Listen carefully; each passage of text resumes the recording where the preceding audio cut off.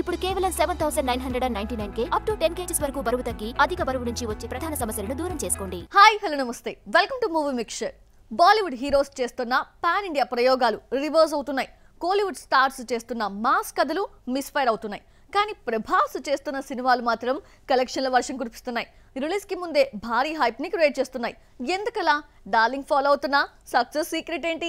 Just watch it. Young rebel star Prabhas గడిచిన 10 నెలల్లో back to back 2 super hits ని తన అకౌంట్ లో వేసుకున్నాడు. ఇందులో సలార్ వరల్డ్ వైడ్ గా 700 కోట్లు రాబట్టగా కల్కి 1100 కోట్లు వసూలు చేసింది. ఇక థియేటర్లో రన్ అవుతూ ఉండడంతో 12 కోట్ల వరకు రీచ్ అయ్యే అవకాశం కనిపిస్తోంది. నెక్స్ట్ జపాన్, చైనీస్ భాషల్లో కల్కి సినిమా రిలీజ్ అయ్యే ఛాన్స్ ఉండడంతో కలెక్షన్స్ మరింత పెరిగే అవకాశం ఉంది. ఒకప్పుడు 50-60 కోట్లు రాబట్టడానికి నానా తంటాలు పడ్డ ప్రభాస్ ఇప్పుడు 100 కోట్లు వసూలు చేయడానికి రీజన్ ఏంటి అంటే కథలలో వేరియేషన్ చూపించడమే.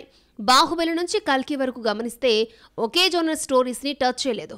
బాహుబలి హిస్టారికల్ డ్రామాతో వస్తే సాహో యాక్షన్ ప్రాజెక్ట్ గా బరిలోకి దిగింది.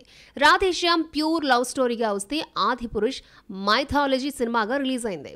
సలార్ని Prashanth Neel high voltage action thriller గా తెరకెక్కిస్తే కల్కిని సైన్స్ ఫిక్షన్ సినిమాగా డిజైన్ చేశాడు నాగశ్విన్. కొత్త ప్రాజెక్టుల విషయంలోనూ ఇదే లాజిక్ ఫాలో అవుతున్నాడు ప్రభాస్. మారుతి డైరెక్షన్ లో తెరకెక్కుతున్న ది రాజా సాబ్ ని హారర్ కామెడీ జోనర్ లో రెడీ చేస్తున్నాడు. సందీప్ రెడ్డి వంగ డైరెక్ట్ చేసే స్పిరిట్ ని పోలీస్ స్టోరీగా మార్చాడు.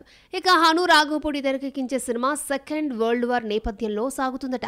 ఇందులో డార్లింగ్ ఆర్మీ సోల్జర్ గా కనిపిస్తాడని సమాచారం. మొత్తానికి ప్రభాస్ నుంచి వచ్చే ఈ 3 సినిమాలు కూడా భిన్నమైన కథలు జోనర్లో ఉండబోతున్నాయి. ప్రయోగాత్మక కథలకు పెద్దపీట వేస్తూ పాన్ ఇండియా హీరోగా దూసుకుపోతున్నాడు.